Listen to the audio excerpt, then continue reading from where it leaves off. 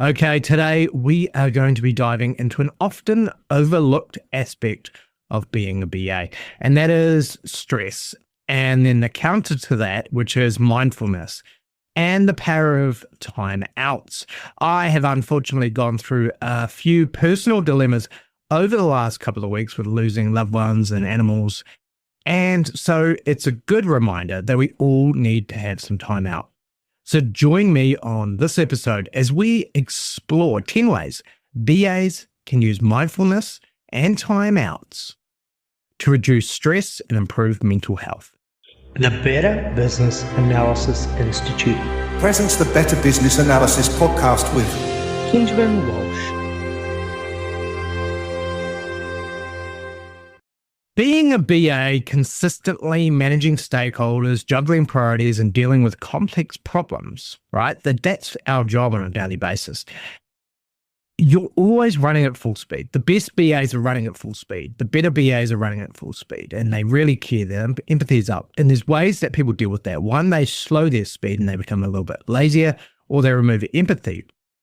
But those that are running consistently, the good ones, we risk burnout, decision fatigue, and even make costly mistakes.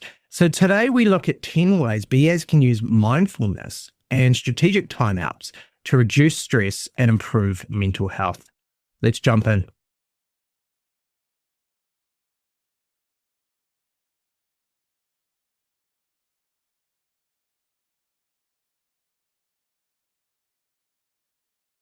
In this list, I am also telling myself this stuff, just so you're aware. Number one is to take a breath before reacting.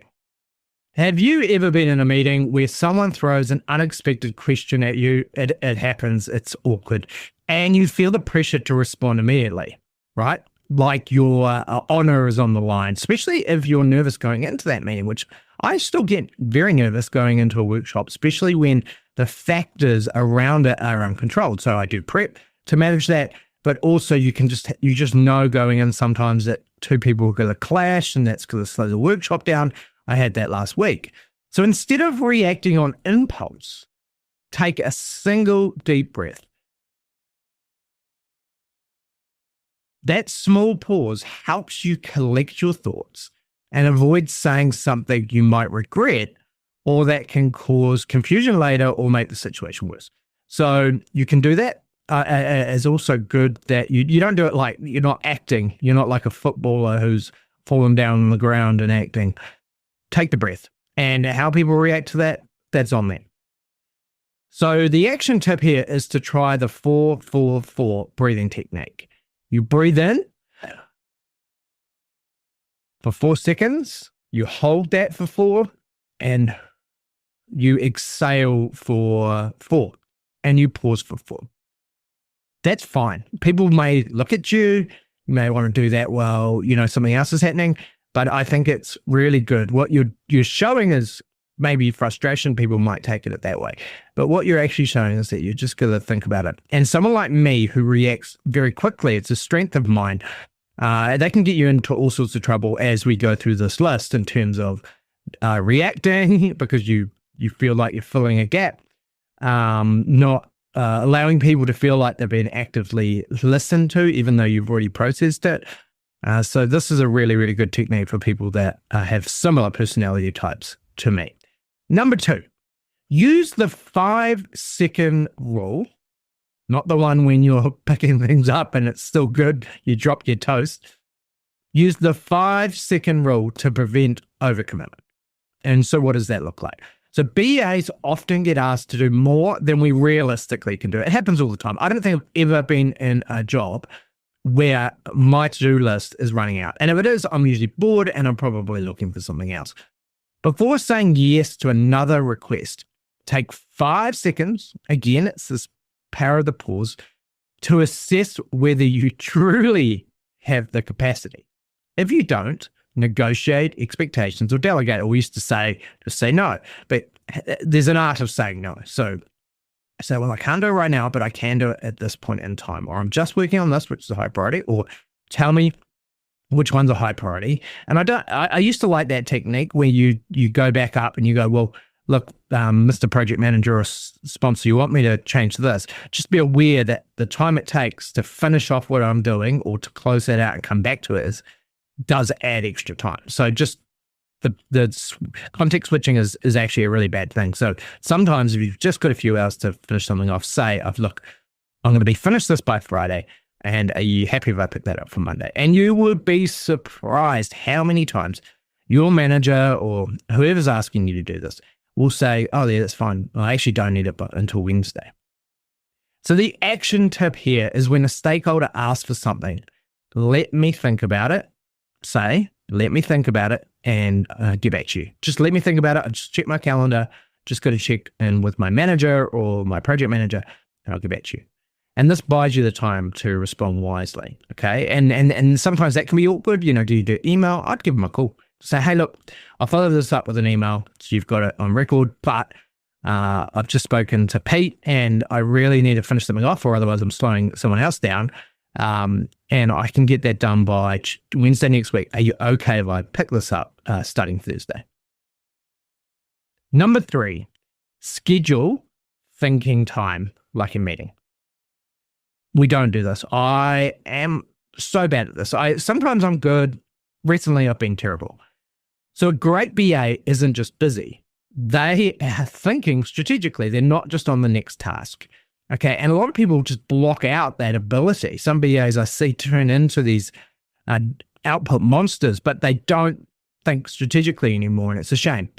So block out time in your calendar for deep work, deep analysis, and problem solving, just as you would for meetings. So the action tip here is that protect at least 30 minutes a day for focused thinking. No distractions, just clarity.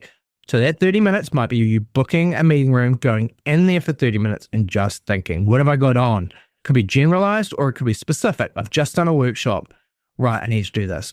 Now that does not include your prep and your write-up for the meeting. And I'm terrible at doing that when I book a workshop. I sometimes book a follow-up workshop and then I don't give myself enough time to prep appropriately for the second one. And so just that's a side tip to make sure you do that. Number 4 is to do a daily mindful check-in. Now, a lot of people might feel like they want to be sick when they hear the word mindfulness because it got thrown down our throat too much. Mindfulness will consistently be around. It is a thing. It's not just a corporate thing. It's come from meditation. It's come from an offshoot of yoga. It is just about thinking. It's just the word that's being coined. Okay. So don't get put off by mindfulness. Just focus on what it gives you. And that is to take a minute each day to assess how you're feeling. So it's internal thinking. Okay. Are you feeling stressed? Are you feeling focused? Have you got so much on at home that, to be honest, you're not doing your best at work for yourself anyway?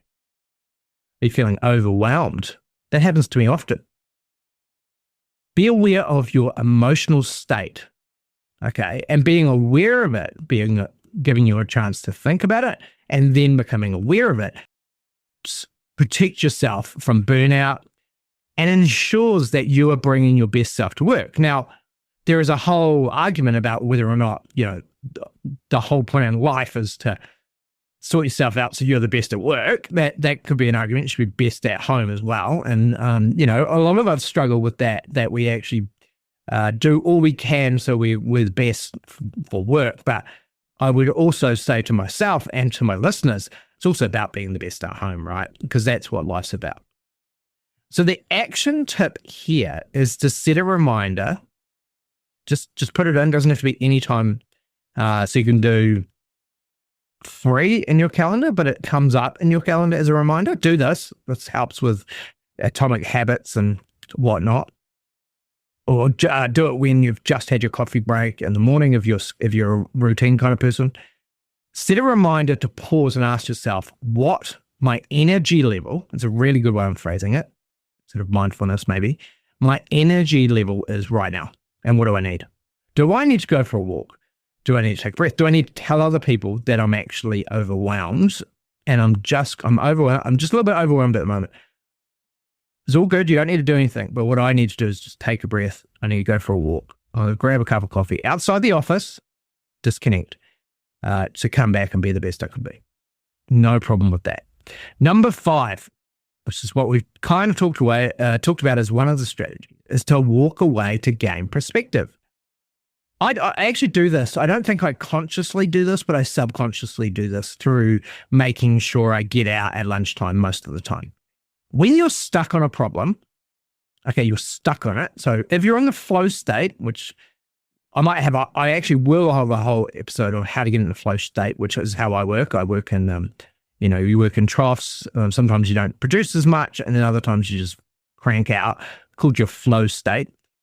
But when you're stuck on a problem, so you're not in flow state, maybe you're going in and out of meetings, step away. Okay, step away. Stepping away can unlock new insights.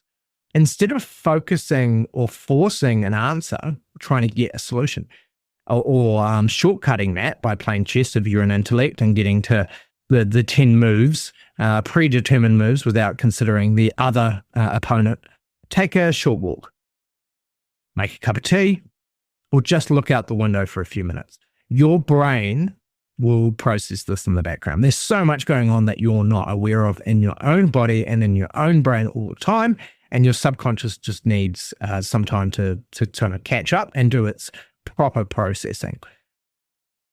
The action tip here is to use the 90-minute rule, which is after 90 minutes, it's an hour and a half of intense work, take 5 to 10 minute break. Sounds stupid. It sounds like you're inefficient. But if you're intensely on it, it's not look at the clock after 90 minutes of doing things that are slightly inefficient, then take a break. It's actually about intense work and when you're really problem solving. Okay. So it's when you're in that position that you have to do that. It's the same for assignments. If you're doing any study, you're currently studying or you're doing extra study, continuous study. Now, I want to talk about an interesting conundrum here is, do we all remember the smoko break, right? Cigarettes. So there's a whole psychology about why smoking, which kills you, by the way, I've just made that really clear. Smoko breaks and the ability to smoke was actually healthy on other layers from a mental health point of view. Apart from the chemical, joys you might get of it, the other benefit that people found when they look back at it was the fact that that group got time out. People went for smoker, other people didn't smoke. So those people were actually in time out and they got to actually form a group and talk to others. And usually they were just gossiping, which is also healthy in some ways, depending on the gossip.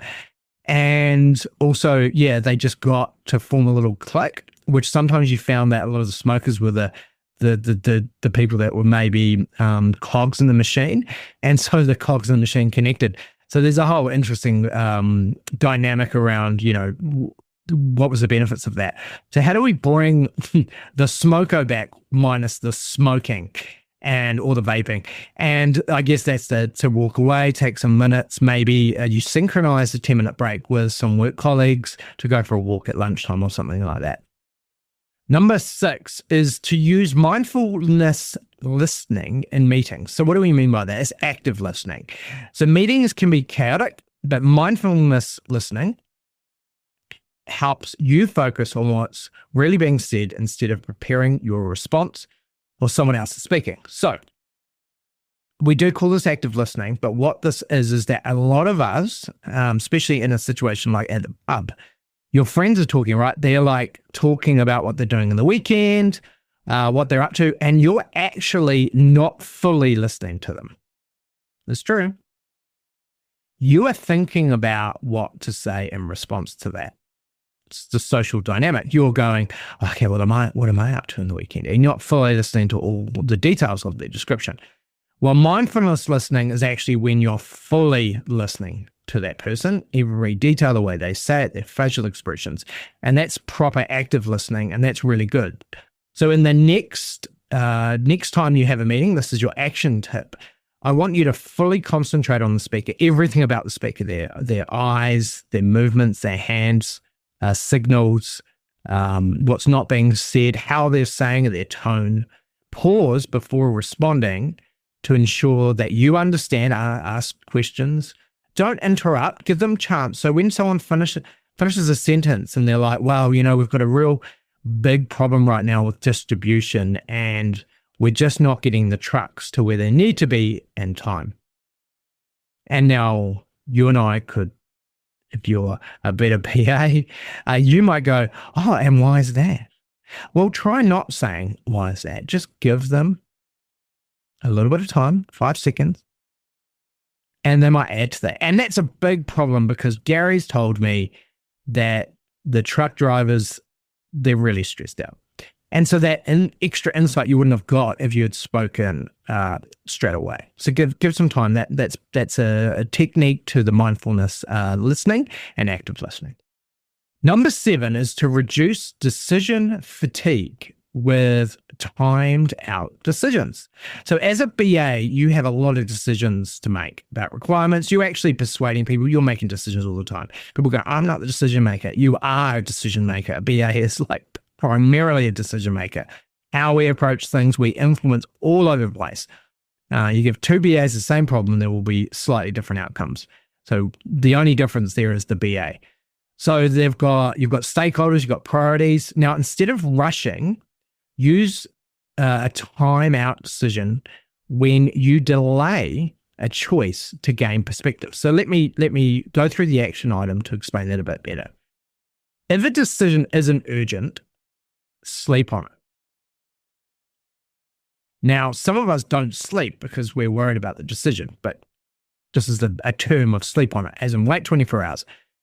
And a fresh perspective often leads to better judgment. So if you're running a requirement, you're not sure exactly, you're not getting much from the product owner, you've done all your best in terms of external feedback and evidence, and now you're needing to craft something or think about how something could be articulated, which is generally the job of a BA.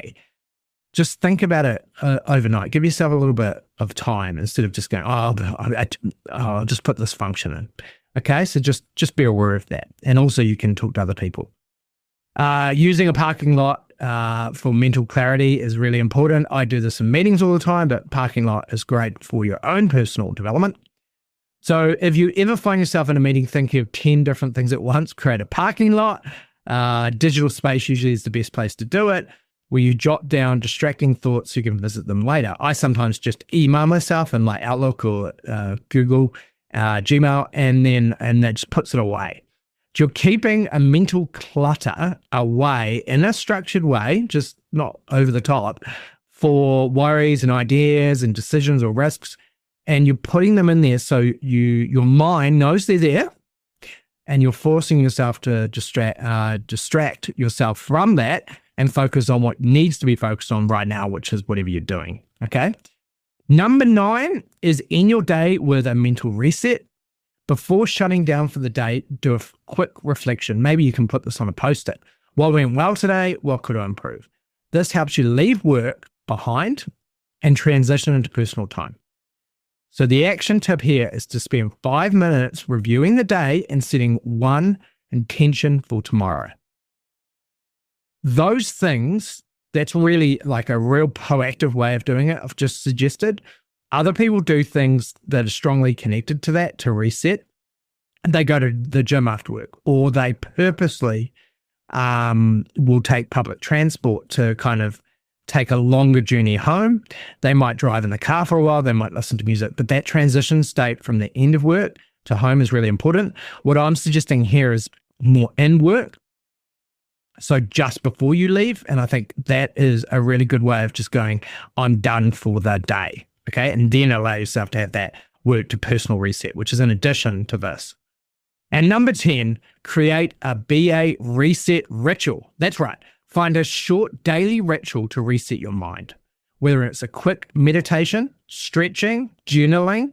Small moments of mindfulness can help prevent burnout. So you could try this if you can't think of anything else. Try a 2-minute, I guess there's a gratitude exercise where you write down things that went well today. Now, for some people, that is not their thing. I totally understand that. So you could have another ritual. You could say, what I'm actually going to do is there's stairs at work. I'm going to walk down a couple of flights of stairs because if your legs are all good. And as I take a step, I'm going to try and think of things that I need to get off my chest. Okay. Journaling is great. And journaling sounds too much. I have a diary. I have a physical diary, and I write down all the things that I need to worry about in the future that are on my mind. They're not everything, so I don't need to go back to it and make sure I've covered everything. But if I'm thinking about a birthday that I might forget, or a game that I need to go to, or an appointment I've got, I write it in my journal. Okay. And I include business ideas in there too, and maybe topics for podcast I do every week. In there, I write down some ideas. And that is exactly how you should do it. Okay. So that's it for today's BA Bites. And if you found these mindfulness and timeout strategies helpful, take a moment to reflect on which one you are going to start using today. And if you enjoyed this episode, don't forget to subscribe and share it with other BAs who could use a little more clarity and calm in their work. And obviously, these tips apply to not just BAs, so share it with your network. Until next time, stay mindful and keep analyzing smarter.